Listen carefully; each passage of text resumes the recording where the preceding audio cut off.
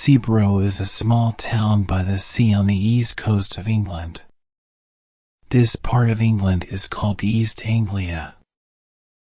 I went to Seabrook for a holiday in 1919 with my friend Henry Long.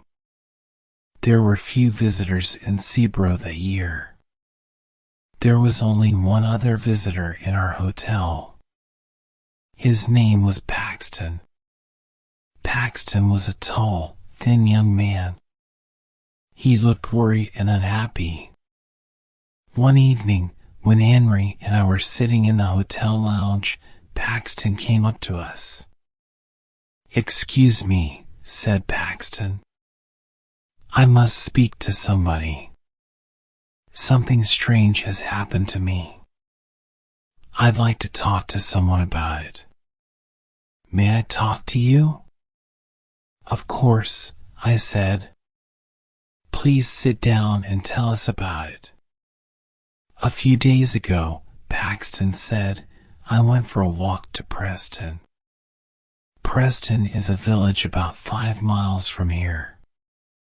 I took my camera with me. The church at Preston has an unusual door. I wanted to photograph it. There are 3 wooden crowns on the door. The village priest came out of the church. I asked him about the 3 crowns on the door. The priest told me a strange story. "Many years ago," said Paxton, "Anglia was a kingdom. The last king of Anglia died over 1,000 years ago. When he died, his 3 crowns disappeared. The people believed that the crowns were magic. They believed that the crowns were buried in different places.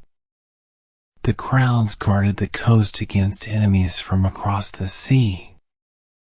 About 300 years ago, one of the crowns was found. It was secretly sold. No one knows what happened to it after that."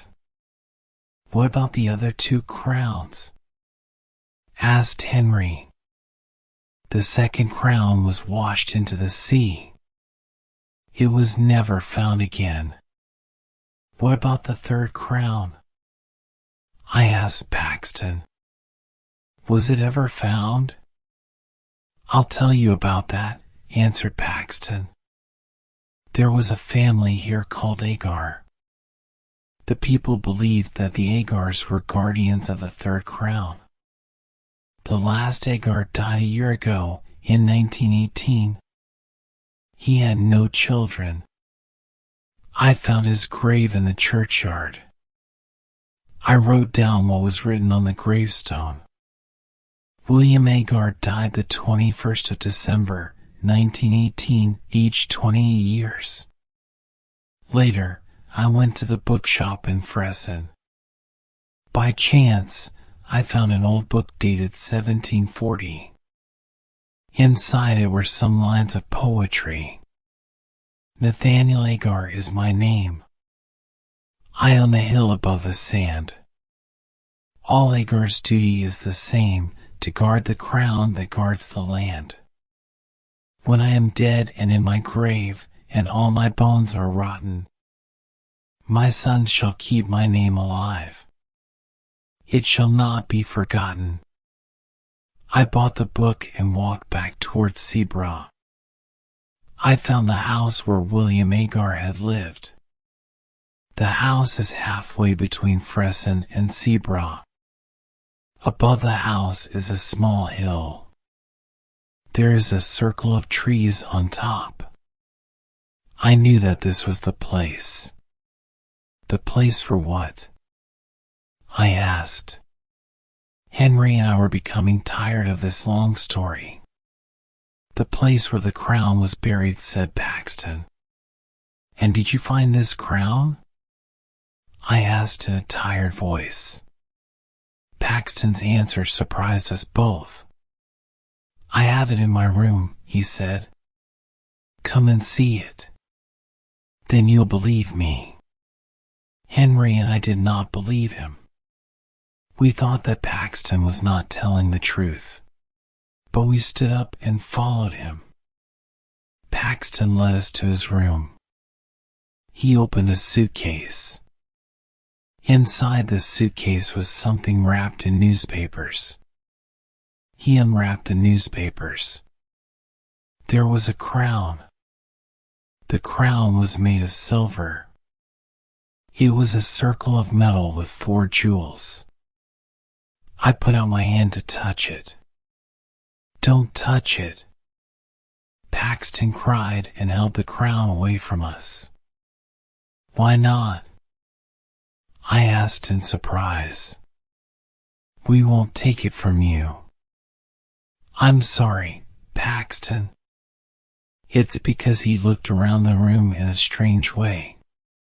"Since I took the crown, I haven't been alone." "You haven't been alone," Henry said. "What do you mean?" Then Paxton told us more of his story. "After I'd been to Adrian's house, I came back here. I got a spade and a lantern. When it was dark, I went back to the hill above the house. I started to dig a hole at the top of the hill in the center of the circle of trees. As I was digging, Paxton went on, I was sure someone was watching me. Once I thought I saw someone, but I wasn't sure. The person was always behind me. Once I felt someone pulling my coat. But then I found the crown. At that moment, I heard a terrible cry behind me. Who cried out? I asked. I couldn't see anyone. Paxton answered.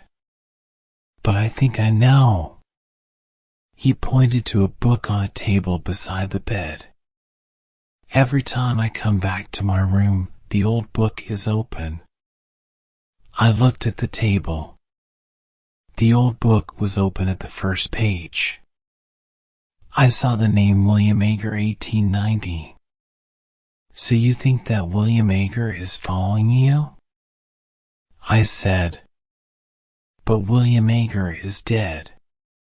It's the ghost of William Agar, said Paxton.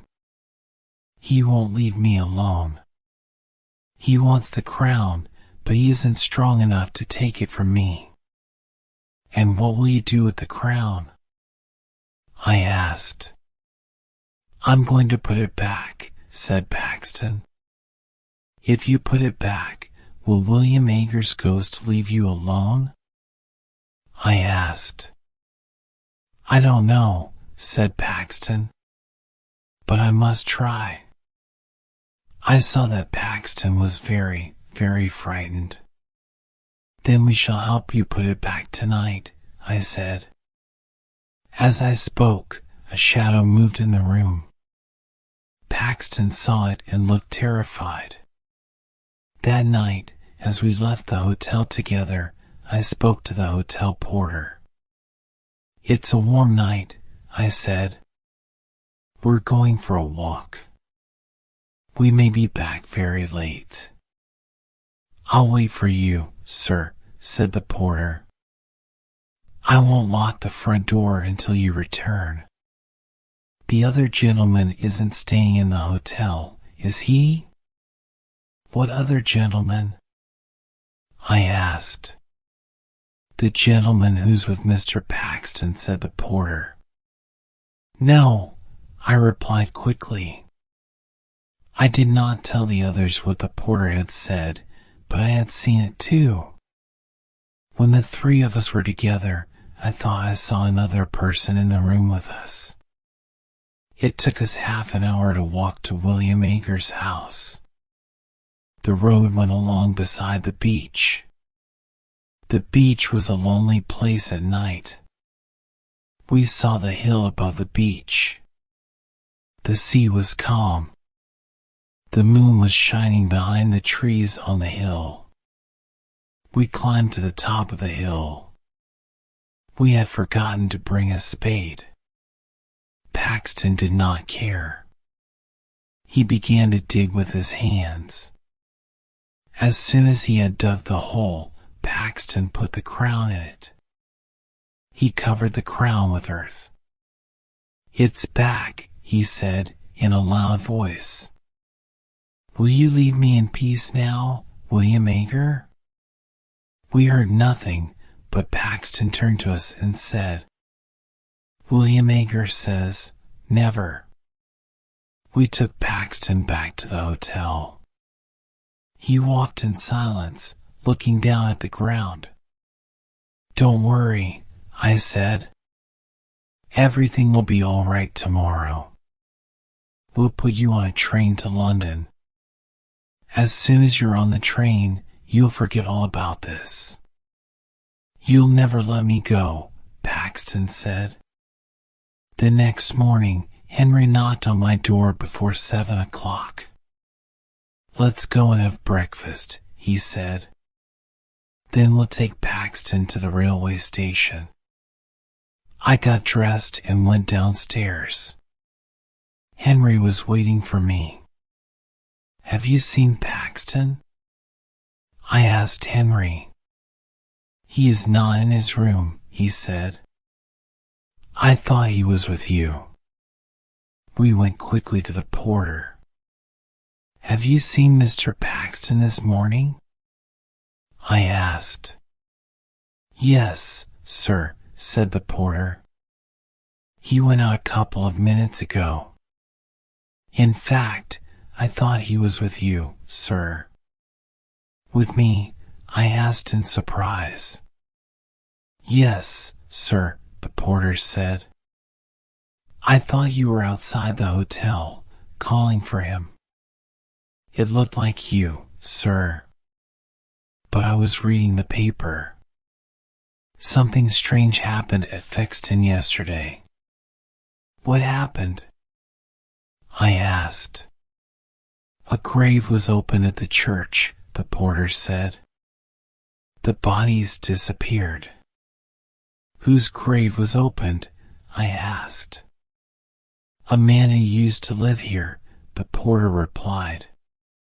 "Strange man called William Ager." Henry and I ran outside. Paxton was on the beach. He was walking quickly and waving to someone. We could not see who he was waving to. There was a thick mist coming from the sea. As we ran after Paxton, the mist became thicker. In a few seconds, we could not see Paxton, but we saw his footprints in the wet sand. The marks of his shoes were clear. There were other marks in the sand. They were made by someone who was not wearing shoes. The marks were strange. They were the shape of feet. But they were feet without flesh, only bone. We called Paxton's name. We thought we heard Paxton call our names. Then we heard a long and horrible scream. I shall never forget the sound of that scream in the mist. We stopped. We were afraid. We did not want to meet the creature that Paxton had met. We both knew that Paxton was dead. We walked forward slowly. A few yards away, we found Paxton's body. His mouth was full of sand and stones. His neck was broken. We heard a strange laugh in the mist. It was not the laugh of a living man. Henry and I were terribly afraid. Laughter. The police asked us a lot of questions. They never found out who murdered Paxton. Henry and I did not tell the police what we knew. They would not have believed us. Henry and I did not go back to look for the crown of Anglia. The crown is safe. We did not want to meet the ghost of the guardian, William Ager. Laughter. Laughter.